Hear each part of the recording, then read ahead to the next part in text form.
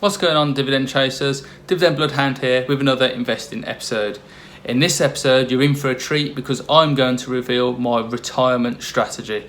This is my plan, my goal to retire as early as possible from working the regular 9 to 5 job. I want to work for myself or own my own business as soon as possible. And if you stick around after the intro, I will show you my strategy for doing it. Catch you on the other side.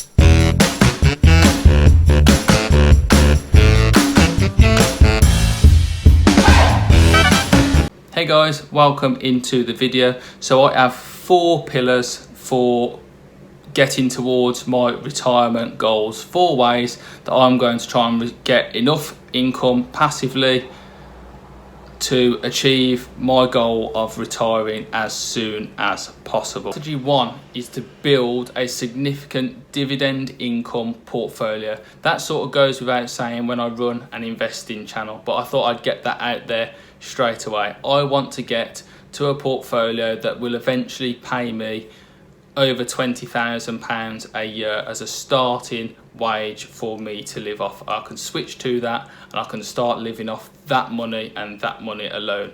Later on in the video, I'll show you some of my calculations to working out just how much I need to invest to achieve that.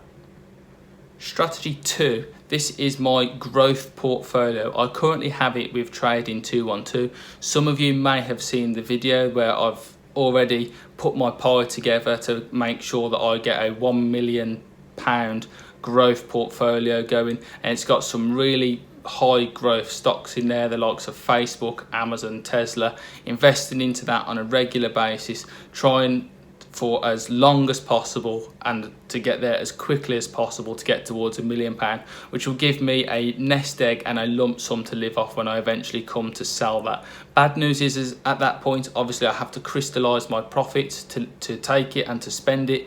But at that point, hopefully that far down the line, it won't really be that necessary because I have my dividend portfolio as well, and I can have my cash up front just like that.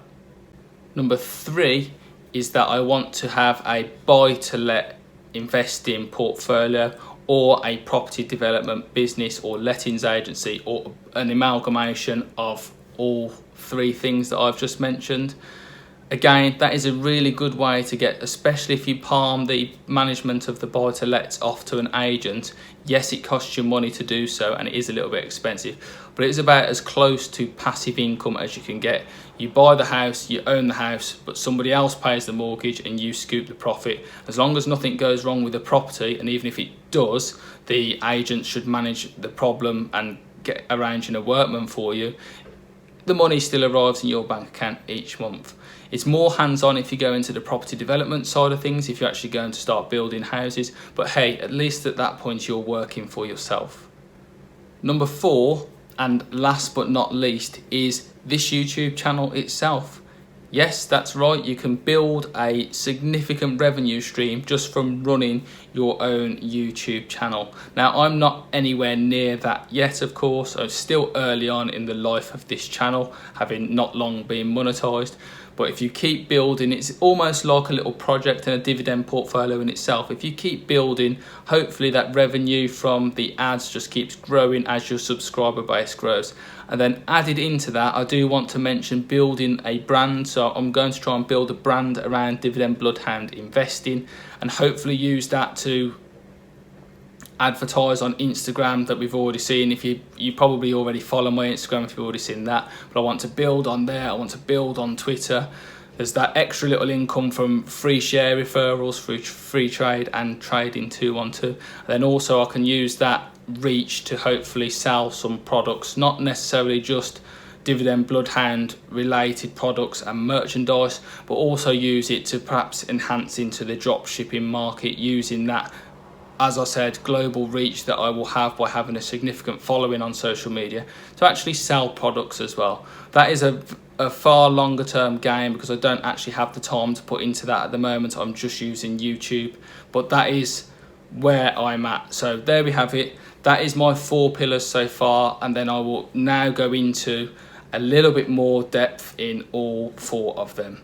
Hopefully this video has brought you some value. Do please hit that like button. I know I've left it late in this video to say that, but if you've got this far and you do really like my strategy and what I'm doing here to retire as early as possible, then please like and follow me on my journey for that. And if you're brand new here, do please subscribe and hit the notification bell as well. That would be fantastic. The dividend portfolio then. A lot of you will say, well, how much do you really need to retire on? This all depends on the type of lifestyle you want to live. If you're spending £70,000–£80,000 a year, then to create a dividend portfolio to give you that sort of an income is going to take a very, very long time to save and build, but not impossible, especially when you start getting into that over £100,000 mark and you can really start the compounding effect.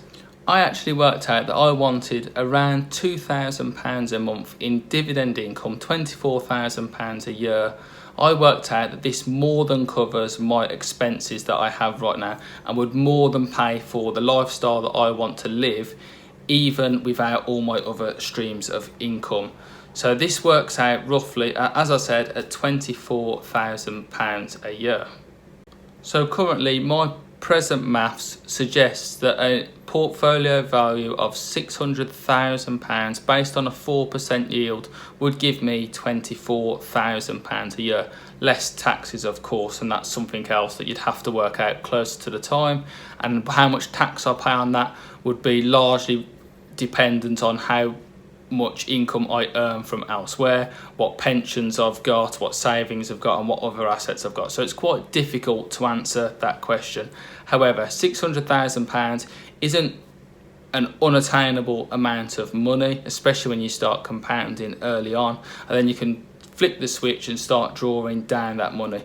This would be in a portfolio of roughly about 40 safe or low risk stocks as it can get. So I'm talking here your dividend aristocrats, your dividend kings, that side of things, where you know that these companies are going to weather any sort of a storm or global pandemic that could come their way, or recession, etc.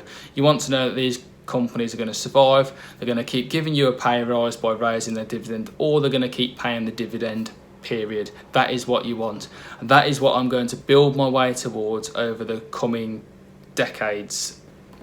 To me, 40 stocks is the perfect balance between having low risk but not missing out on any gains and not having just ETFs. 40 stocks, I read in numerous articles online, is enough to eliminate over 80–90% of your risk without actually losing out on any of the gains.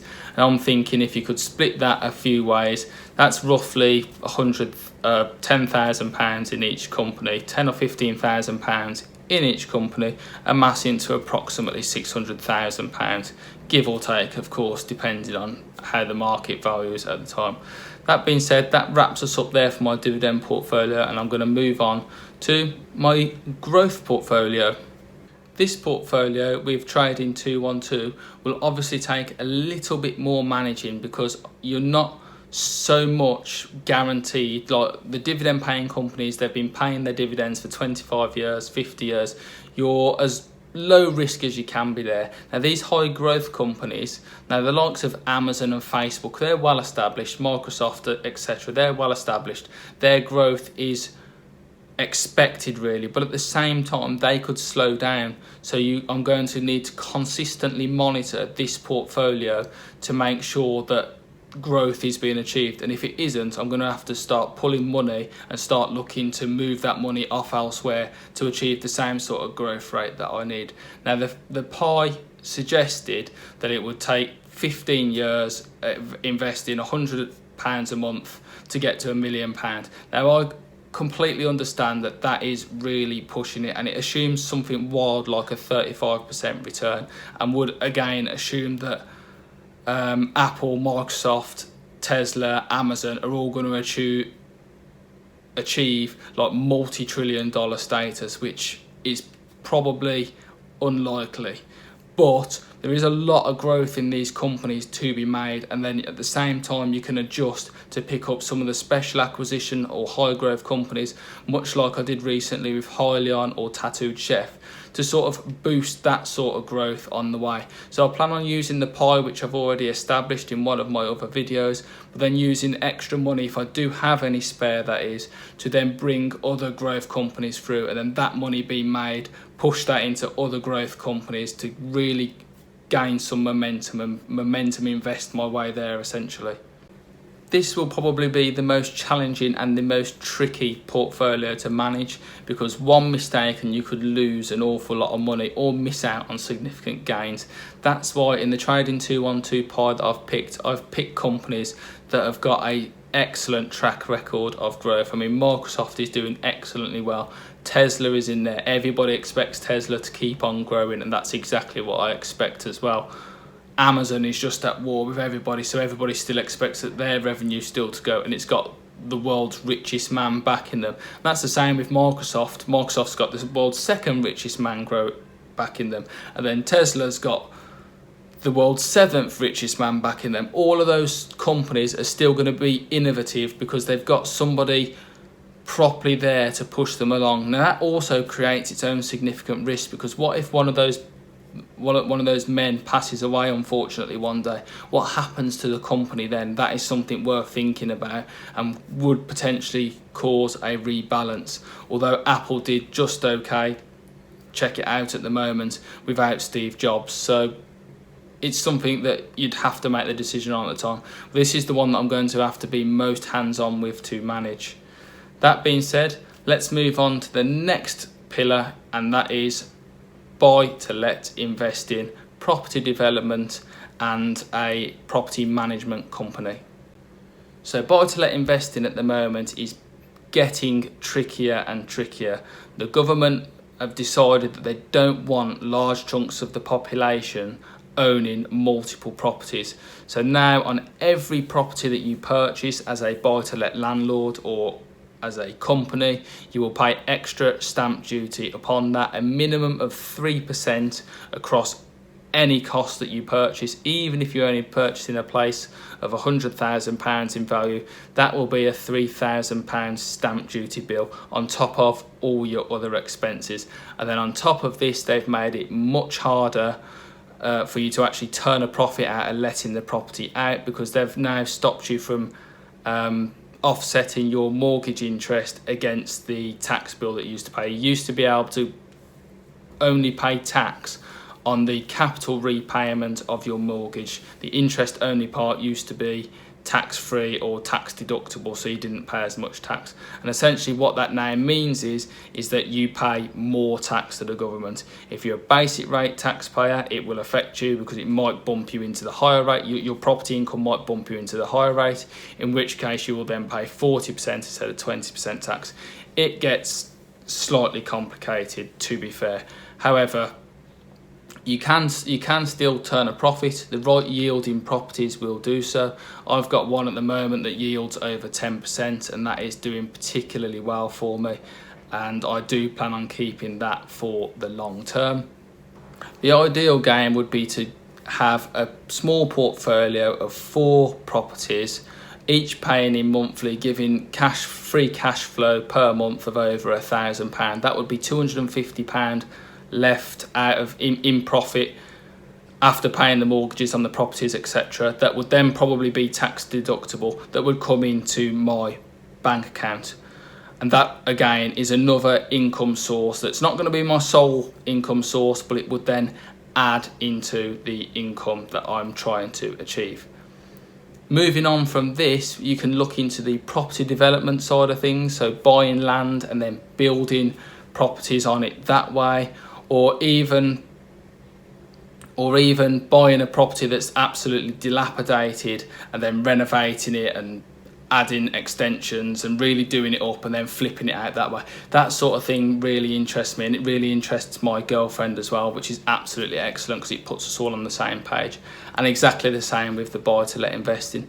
Could also look at setting up a business in property management, so having an agency ourselves that actually manages properties on other landlords' behalf, so arranging the plumbers to go around, the gas safe certificates, general repairs, wear and tear, that sort of thing. So having numerous clients that way, but that would actually be running our own business then, and that obviously means that it's not passive income and we'd have to get directly involved, at least until you established it to a point where you could afford to employ a manager, and then again you'd be hands off sitting by the beach with a pina colada or whatever. But yeah, going forward, that is a long-term goal. Early on, it would probably be more about just establishing a business property development wise, or getting more buy-to-let properties. And the last pillar, as I mentioned, is the YouTube channel and YouTube brand. And you guys are helping to come on that journey with me already, even in the early days that we've got going on here. Now, the thing about YouTube is a lot of people do think that it's passive income, but I see it at the moment. I work very hard to make these videos and get these videos out, and it's not quite so, at least it's working for myself, 100% agree with that, but it's not quite passive income where you can just sit there watching the TV and still earn income, because you get your revenue and you get the main revenue and the main chunk of views on your initial video straight away within the first couple of days of launching it. Unless you can get numerous videos out there that are ranked quite highly up the chart, and the content stays evergreen, which is quite hard in investing because the market is always evolving, then it's quite difficult to have that continuous income stream coming. And I think that most YouTubers, even the super successful ones, if they just one day stopped making videos and never made another one, they would see a significant drop off in their revenue. I'm sure they would still make plenty of money, don't get me wrong, because of all the videos that they've got out there, but there'd be a significant downtrend. And I think early on, in channels that have got less than 5,000 subscribers and not so many ranked videos, that is something that would affect me personally quite badly. If I stopped, then my revenue would go right down. So I'm trying my very best to keep building the channel and keep building the brand and get videos ranked up in the top few, so they continue to keep cycling through and keep bringing in views after view, and that will be more passive over time. Because of course, eventually one day, even with the best will in the world, we're eventually going to stop making, every YouTube creator is eventually going to stop making videos, because for the long and short of it is, we'll probably die. And that's a very morbid thing, but that's going to stop you, isn't it, at the end of the day?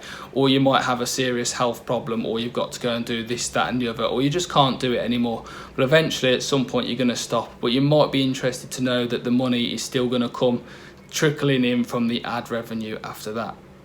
That being said, leaving the slightly morbid nature behind there, YouTube is highly scalable, and there are so many examples out there proving that you can start and you can scale and earn more and more money without any more extra effort, really, because you're still making a video at the end of the day. You still have to put in quite a lot of effort, regardless of whether you get 100 views on your video or 20,000. You still have to put in the effort of actually making the video in the first place. When you start getting to that point where your videos start getting 20, 30, 40,000 or more views each time, that is when you are starting to get significant revenue. And that can take, in some people get there very quickly because they get it right, and some people it takes an awful long time. I will probably be somewhere in the middle of that, hopefully, if I can. My first major goal for YouTube is to get to a revenue where the channel is earning £500 a month. That is a huge goal that I'm quite far away from at the moment, considering last month, in my first month, I only earned £90.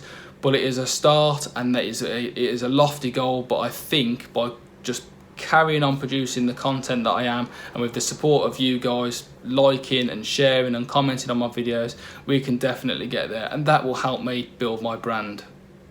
Now, the branding comes in a couple of ways. So yeah, there's the YouTube side of things as well, but there is the Instagram and there is the Twitter as well. And I'll continue to hopefully generate revenue over the coming years through, unless Freetrade and Trading 212 stop it, of course, through the referral links that I offer. Now, it's not a great deal of money unless you start getting super stocks. I mean, for the most part, usually off Trading 212, I get a share that's worth about £12, and then off Freetrade, I get a share that's worth a £5.